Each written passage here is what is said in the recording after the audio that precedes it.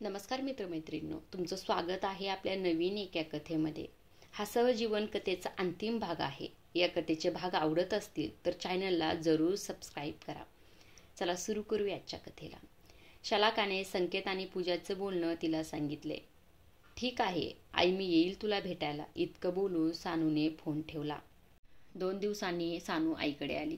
संकेत आणि पूजाला तिने बाहेर बोलावले. मला तुम्हा दोघांशी काही बोलायचे आहे, असं सानू म्हणाली.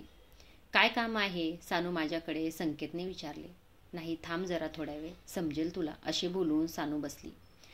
दाराची बेल वाजली. शलाका दार उघडायला गेली. दारात रवी होता. अरे तुम्ही आत या म्हणत शलाका बाजूला झाली. रवीला बघून पूजाचा चेहरा पडला. सानू म्हणाली, संकेत, तुला आणि पूजाला रवी काकाचं घरी येणं आवडत नाही ना? तसे काही नाही सानू, पण लोक उगाच चर्चा करतात म्हणून, सानू म्हणाली. संकेत, आयुष्य आपलं असतं रे. ते लोकांच्या मतानुसार जगायचे की आपल्या मनानुसार ते आपणच ठरवायचे असते. मग सानू रवीकडे बघत म्हणाली, काका, तुम्ही आणि आई खूप चांगले मित्र आहात, हे मला माहीत आहे. तुमची मैत्री किती स्वच्छ आणि निरागस आहे हेही मी जाणते. पण काही लोकांच्या नजरेत तुमची मैत्री खटकते.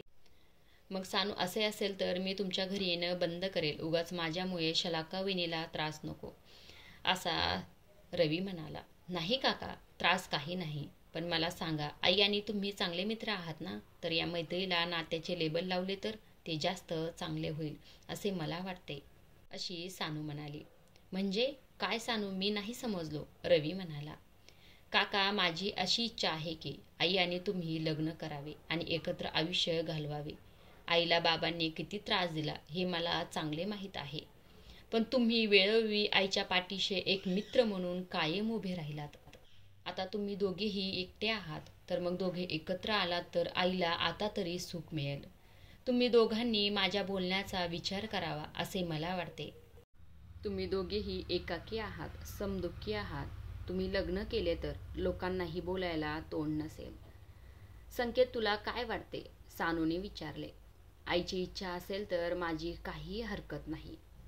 आई, नीट विचार कर. आता या वयात तुला कोणाची साथ मिळाली तर मलाही तुझी काळजी राहणार नाही. रवी काकासोबत तू नक्कीच आनंदात राहशील. काका, तुम्हीही माझ्या बोलण्याचा विचार करा आणि योग्य निर्णय घ्या, असं सानू सर्व काही बोलू लागली.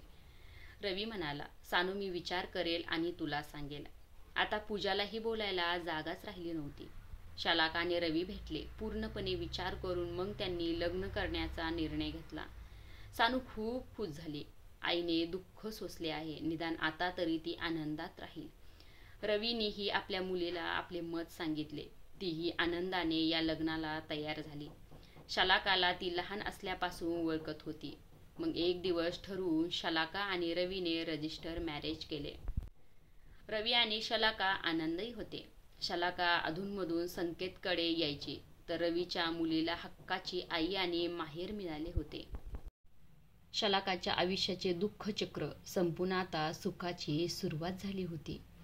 आता कुठे खऱ्या अर्थाने शलाकाच्या सहजीवनाला सुरुवात झाली होती. या कथेचे भाग कसे वाटले हे कमेंट करून सांगायला विसरू नका. आणि हो, चॅनलवर नवीन असाल तर चॅनलला सबस्क्राईब केल्याशिवाय जाऊ नका आणि लाईक करायलाही विसरू नका. धन्यवाद.